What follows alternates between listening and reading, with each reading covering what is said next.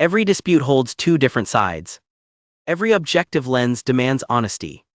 Knowing your fundamental rights, securing absolute justice. Open the door. Step out of the vehicle now. I haven't done anything. Open I'm the telling you, out I'm of the car. an agent. Wait. Hey, stop. I have a badge. Check my badge. Behind your I'm back. telling you, I'm law enforcement. Check it. Stay down. Check my badge. I'm DHS. Stop resisting. Look at my wallet.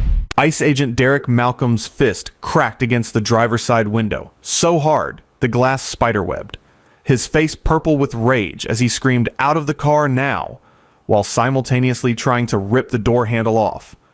And when the black woman inside calmly said, "I'm FBI. I'm reaching for my badge," he lost whatever control he had left and smashed the window completely with his baton. Glass exploded inward across her lap as backup screeched into the parking lot. 3 more agents jumping out with weapons drawn, one yanking the back door open and crawling inside to unlock the vehicle from the interior, while Malcolm reached through the shattered window to grab her throat, screaming, "Stop resisting," even though her hands were raised and visible.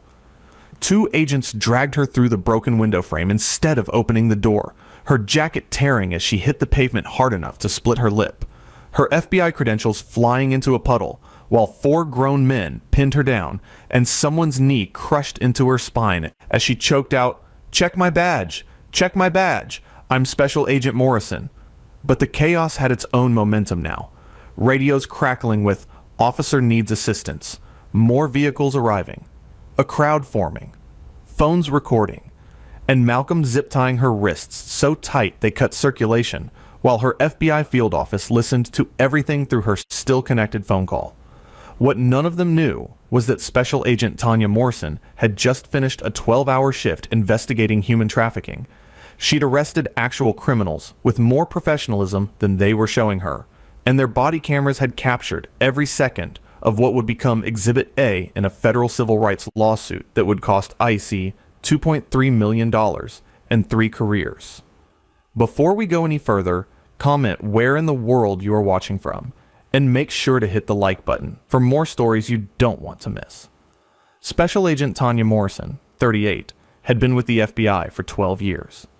She'd survived Quantico's brutal training, earned commendations for her work on violent crimes and human trafficking cases, and just last month she'd testified in federal court to put away a ring of traffickers operating across 3 states. This December morning in Philadelphia, she'd stopped at the Whole Foods on Market Street to grab coffee before heading home. Still wearing her FBI windbreaker over her tactical pants, her service weapon secured in her shoulder holster, her credentials in the same place they'd been for over a decade. Derek Malcolm, 42, had been with ICE for 16 years, working his way up from deportation officer to field supervisor through what his colleagues called aggressive enforcement, and what his formal complaints file called a pattern of excessive force and racial profiling. He'd been investigated twice for civil rights violations, both times cleared by his own agency, and had racked up 17 formal complaints from citizens who claimed he'd targeted them based on appearance alone. His supervisors knew his reputation. They'd moved him between field offices 3 times, always with the same unofficial message: tone it down. But Malcolm's definition of suspicious had never changed. And on this morning, a black woman in a nice car in an upscale grocery store parking lot registered to him as exactly that. Suspicious. Morrison noticed the ICE vehicles circling the parking lot, but thought nothing of it. Federal agencies crossed paths all the time in Philly. She was loading her coffee into the cup holder when Derek Malcolm appeared at her window, like an apparition of aggression, his face already twisted with assumption before he'd even seen her clearly. Malcolm didn't ask questions. He didn't request identification politely. His first words were barked commands. His first action was violence against her vehicle. When she tried to explain who she was, Malcolm saw defiance. When she reached slowly for her credentials exactly where she said they'd be, he saw a threat. His partner, Agent Luis Rodriguez, had arrived seconds behind him, and instead of de-escalating, he matched Malcolm's energy. Hand on his weapon, voice raised, cutting off every word Morrison tried to speak. Rodriguez had only been with ICE for 3 years, but he'd learned quickly that backing up your partner meant matching their intensity. regardless of whether the situation called for it. "I'm reaching for my FBI credentials," Morrison said clearly, her voice steady despite the adrenaline flooding her system. "They're in my right jacket pocket. I'm moving my hands slowly." That's when Malcolm's baton came down on her window. The explosion of glass triggered the chaos protocol. Suddenly, this wasn't a conversation. It was a situation. Agent Jennifer Costa came running from the second ICE vehicle, weapon drawn, screaming, "What's happening?" into a scene that had escalated from zero to crisis in under 10 seconds. Costa saw her colleagues in aggressive stances, saw a black woman in a car, and made assumptions that aligned with Malcolm's rather than questioning them. Morrison's hands were up, visible, non-threatening. But Malcolm's hand was through the broken window now, grabbing for her, and when she instinctively pulled back from the broken glass cutting into her arm, he took that as resistance. "Stop resisting" became his mantra, repeated so many times it created its own false justification. Agent Marcus Webb, the fourth ICE agent on scene, had crawled through the back door and was reaching over the seat to unlock her door from the inside, while Morrison sat there bleeding from glass cuts, her voice rising now with urgency. "I'm FBI. Check my credentials. They're in the puddle by my tire." But nobody was checking anything. Webb had the door open now, and hands were grabbing her. Her jacket, her arms, her hair, dragging her out through the driver's side in a tangle of limbs and broken glass and split-second violence. Her FBI credentials flew from her pocket, the leather badge wallet hitting the wet pavement and sliding under a nearby car. Her phone, still connected to her FBI field office on an open emergency line, skittered across the asphalt, broadcasting every scream, every command, every moment to the FBI duty officer who was already scrambling supervisors. Morrison hit the ground hard. Face first, no chance to break her fall, her lips splitting against concrete as 4 agents swarmed her prone body. Malcolm's knee drove into her spine with his full 210 pounds behind it. Costa grabbed her right arm, twisting it behind her back. Rodriguez had her left. Webb was trying to control her legs, even though she wasn't kicking, wasn't fighting, was just repeating through bloody teeth. Special Agent Morrison, FBI, badge 4729, Boston Field Office. A crowd had formed. A dozen Whole Foods shoppers, phones out, filming everything. Some screaming at the ICE agents to stop, others frozen in shock. An elderly white woman was yelling, "She's been telling you she's FBI. Why won't you listen?" A young black man had his phone held high, live streaming to Facebook, his voice shaking with anger. "Y'all seeing this? They're beating a federal agent right now. This is crazy." The zip ties cut into Morrison's wrists so tight, her fingers started going numb immediately. Malcolm was calling it in now, breathless from exertion and adrenaline. Suspect in custody, female, black, late 30s, claims to be law enforcement. "I am law enforcement," Morrison choked out, her face pressed against concrete that smelled like motor oil and rain. "My credentials are under the silver Honda to your left. My badge number is 4729. Call FBI Philadelphia and ask for Assistant Director Marcus Chen. I've been his agent for 6 years." But Malcolm wasn't listening.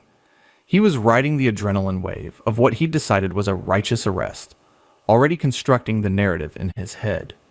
Woman acting suspicious, refused commands, resisted extraction, claimed to be FBI to avoid deportation processing.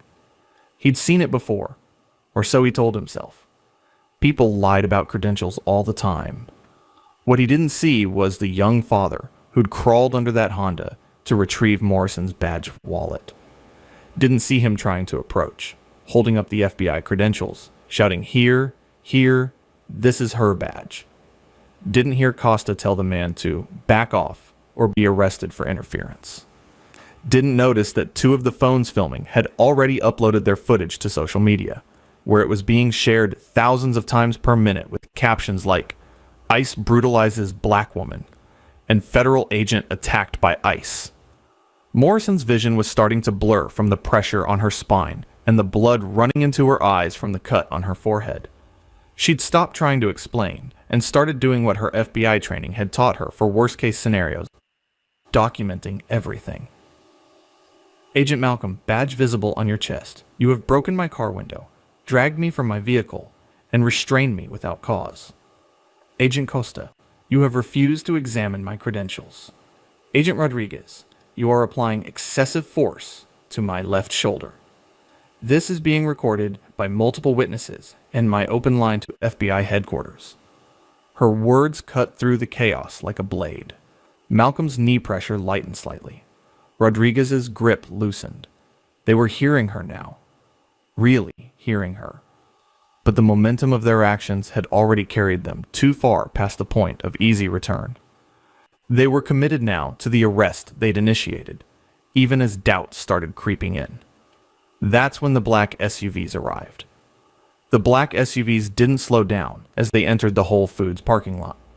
They came in fast, tires squealing as they boxed in the ICE vehicles from three sides. 6 FBI agents emerged before the engines even cut off, and every single one of them had their credentials held high and their faces locked in expressions that made Derek Malcolm's stomach drop to his knees. Assistant Special Agent in charge. Marcus Chen stepped out of the lead vehicle, and the temperature in that parking lot seemed to drop 20 degrees.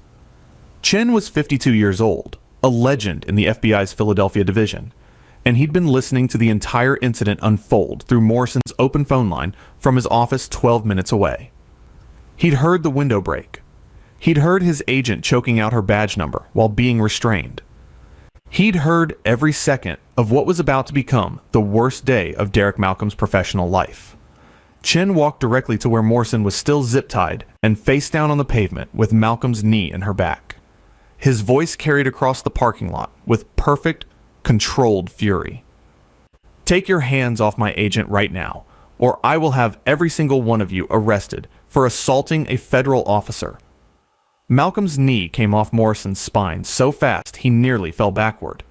Costa and Rodriguez released her arms and scrambled to their feet like the pavement had caught fire. Webb actually backed up 3 full steps with his hands raised. They were all staring at Chen's credentials now, at the 6 other FBI agents fanning out around them, at the crowd of witnesses still filming everything, and the reality of what they'd done was hitting them like a freight train. Chen knelt beside Morrison, his hands gentle as he helped her sit up. Blood was running down her face from the cut on her forehead, and her split lip had swollen to twice its normal size. The zip ties had cut so deep into her wrists that her hands were purple, and the plastic had broken skin. Glass glittered in her hair and across her torn jacket. She looked like she'd been in a street fight, not a grocery store parking lot at 9 in the morning. I told them, Morrison said quietly, her voice rough from having her throat compressed. I told them over and over, Marcus. Chen pulled out a tactical knife and cut through the zip ties, then immediately began checking her injuries. Morrison's wrists were already bruising dark purple where the plastic had crushed into flesh. Her right shoulder was swelling where Rodriguez had wrenched her arm behind her back. The cuts from the broken glass were superficial, but bleeding freely, making everything look worse than it was. The worse was already pretty damn bad. FBI agent Sarah Kim had retrieved Morrison's credentials from under the Honda. She walked over to Malcolm and held the badge wallet open in front of his face, making sure he got a good long look at what he'd refused to see 10 minutes earlier. Special Agent Tanya Morrison, FBI. 12 years of service. 3 commendations. Currently assigned to the Human Trafficking Task Force. Does that ring any bells, Agent Malcolm? Malcolm's face had gone from purple with rage to gray with dawning horror. His mouth opened and closed twice before any words came out. And when they did, they were the worst possible choice. She didn't identify herself properly. She reached toward her jacket in a threatening manner. We had reason to believe. Chen cut him off without even looking up from examining Morrison's injuries. You had body cameras running during this entire incident, correct? Costa nodded mutely, her hand unconsciously moving to the camera clipped to her vest. Rodriguez looked like he wanted to throw up. Webb had gone completely silent, staring at Morrison with an expression that suggested he was watching his career circle the drain in real time. Good, Chen said flatly. Then we'll have video evidence of you smashing the window of a federal agent's personal vehicle, physically assaulting that agent, dragging her from her car through broken glass, restraining her with excessive force, and ignoring her repeated verbal identification. We'll also have audio of her stating her name, badge number, and field office, while you had your knee in her spine. An ICE supervisor had arrived during the confrontation, a thick-necked man in his 50s named Dennis Walsh, who'd been eating breakfast 3 blocks away when the radio chatter came through. Walsh took one look at the scene, and his face went through the same color progression Malcolm's had. He recognized Chen immediately because federal agents in Philadelphia all knew each other, at least by reputation, and he knew exactly how bad this was going to get. Walsh approached with his hands visible and his tone diplomatic. "Assistant Director Chen, I apologize for this incident. Obviously, there's been a serious misunderstanding here, and we'll conduct a full internal review of—" "There was no misunderstanding," Morrison interrupted, and her voice had shifted from pained to coldly professional. "I identified myself verbally at least 8 times. I stated that I was reaching for my credentials and described their exact location. I complied with every lawful order. Agent Malcolm escalated to physical violence within 15 seconds of initial contact. He broke my car window without legal justification. He and 3 other agents physically removed me from my vehicle using force that resulted in multiple injuries. They refused to examine my credentials, even when a civilian bystander attempted to provide them. This wasn't a misunderstanding, Supervisor Walsh. This was racial profiling, followed by excessive force." The silence that followed Morrison's statement was profound. Walsh looked like someone had punched him in the throat. Malcolm was staring at his boots. Costa had tears running down her face. Rodriguez kept looking between Morrison's battered face and his own hands like he couldn't quite believe what they'd done. The crowd of witnesses had grown to at least 30 people now. A young woman near the front called out, "She told you she was FBI. We all heard her. You wouldn't listen." Others joined in, confirming Morrison's account, describing how she'd been calm and clear, and how the ICE agents had been the aggressive ones from the very start. Chen helped Morrison to her feet slowly, supporting her weight when her legs wobbled from the adrenaline crash. FBI agent Kim brought over a first aid kit and began cleaning the glass cuts, while another agent photographed every injury, every bruise, every mark that Malcolm and his team had left on a decorated federal investigator. Morrison looked directly at Malcolm for the first time since the FBI had arrived. Her face was swelling and bloody, but her eyes were absolutely clear. "You never even asked my name," she said quietly. "You saw a black woman in a nice car, and you decided I was a criminal before I opened my mouth." Malcolm had no answer for that. Nothing he could say would make this better. His career was over, and somewhere deep down, he knew it. Chen's phone was already ringing with calls from FBI headquarters, from the Justice Department's Civil Rights Division, from ICE's own Internal Affairs Division. This wasn't going to be handled quietly. This wasn't going to disappear into a closed-door meeting and a letter in someone's file. This was going to be a federal case.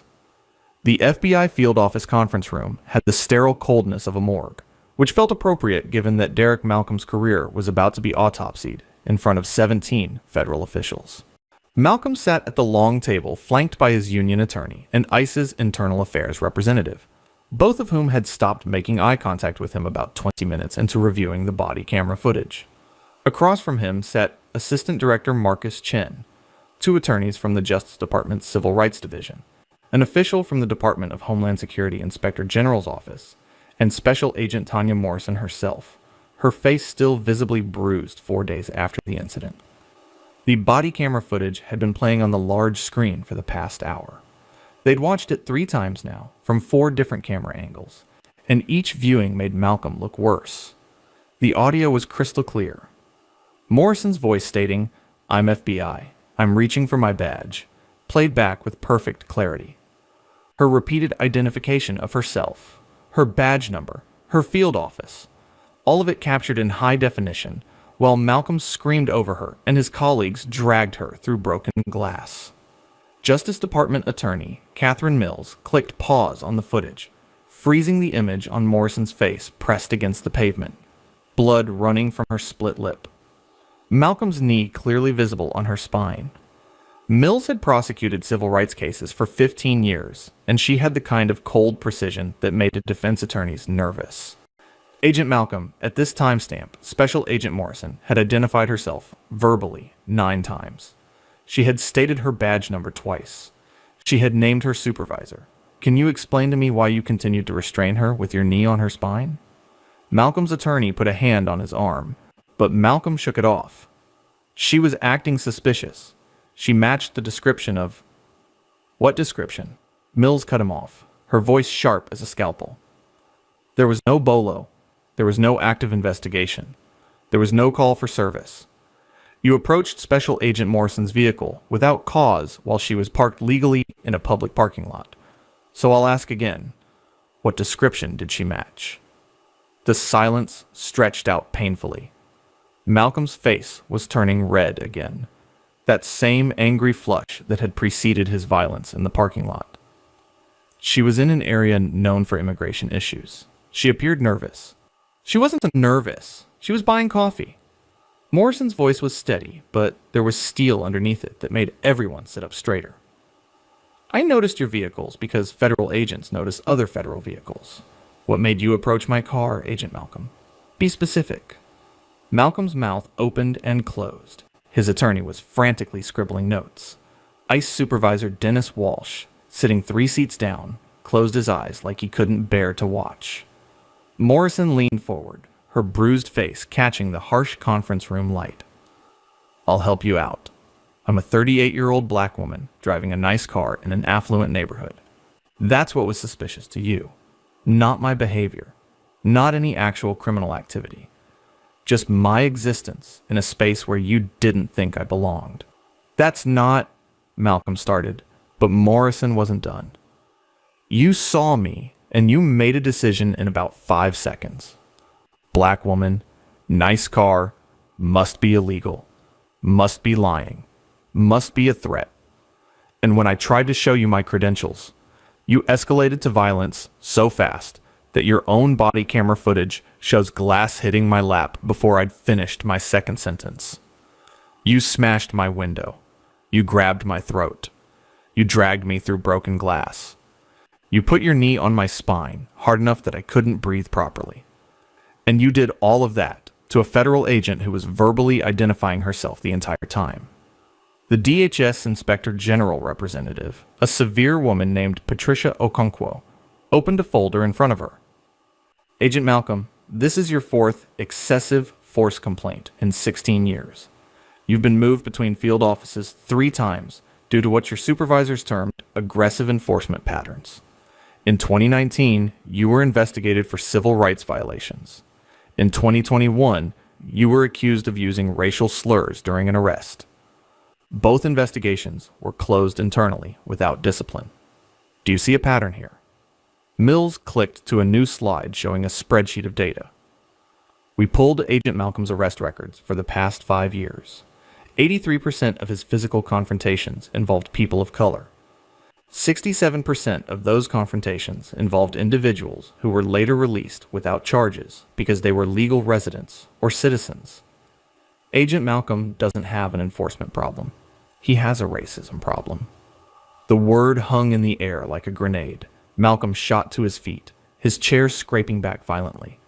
That's bullshit. I enforce the law without... Sit down, Agent Malcolm. Chen's voice wasn't loud, but it carried absolute authority. You're not in a position to be indignant right now. Malcolm sat slowly, his hands shaking on the table. Reality was finally starting to penetrate his defenses, and he was beginning to understand just how thoroughly destroyed his life was about to become. Mills pulled out another document. Special Agent Morrison's medical report documents a split lip requiring stitches, a concussion, deep tissue bruising on both wrists, a partially dislocated shoulder, and 11 lacerations from broken glass. She's been cleared for light duty only. You hospitalized a federal agent, Agent Malcolm, a decorated investigator with an exemplary record who was getting coffee.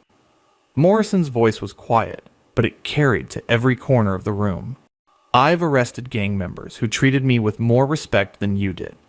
I've taken down human traffickers who were more professional. I've faced actual criminals who listened better when I identified myself. Do you understand how that feels? I spent 12 years earning my badge, and you treated it like it was worthless because of the color of my skin. Mills turned back to Malcolm, and her voice dropped to something colder than ice. You're being terminated from ICE, effective immediately. You're being charged federally with deprivation of rights under color of law, assault on a federal officer, and destruction of federal property. Agents Costa, Rodriguez, and Webb are being suspended pending investigation. Supervisor Walsh is being demoted, and every piece of body camera footage from this incident is being released to the media. Malcolm looked like he'd been punched in the stomach. Costa, sitting in the back row, had started crying silently. Rodriguez looked like he was going to be sick. Chen stood and walked directly in front of Malcolm. You didn't just assault Special Agent Morrison. You assaulted every federal agent who depends on their credentials meaning something. You betrayed every oath you took when you put on that badge. As the room emptied, Morrison remained seated. Chen paused beside her chair. You okay, Tanya? Morrison looked at Malcolm one last time as he was escorted out. He looked smaller now, diminished, the aggressive bravado completely gone. I'm tired, Marcus. I'm tired of having to prove I belong every single day. I'm tired of being seen as a threat instead of a colleague. Chen didn't have an answer because there wasn't a good one. This case would bring consequences for Malcolm, but it wouldn't fix the system that had protected him for 16 years. But at least this time, there would be consequences. At least this time, the cameras had been rolling. 6 months later, Derek Malcolm stood in federal court wearing a cheap suit his wife had bought from a discount store because his legal fees had drained their savings account dry. The courtroom was packed with reporters, federal agents from multiple agencies, and members of the public who'd followed the case since the parking lot footage went viral, with over 40 million views across social media platforms. Malcolm had rejected the plea deal that would have given him 3 years in prison, convinced somehow that a jury would see things his way, that they'd understand he was just doing his job. The jury deliberated for 90 minutes. They found him guilty on all counts. Judge Patricia Henderson looked at Malcolm with the kind of cold disappointment usually reserved for repeat offenders who'd learned nothing from their mistakes. She sentenced him to 5 years in federal prison, the maximum allowed under sentencing guidelines, with no possibility of parole. His pension was terminated. His law enforcement credentials were permanently revoked. The lawsuit Morrison had filed separately was settled by ICE for $2.3 million, though Morrison donated half of it to organizations that provided legal defense for people wrongly detained by immigration enforcement. Agents Costa, Rodriguez, and Webb all took plea deals.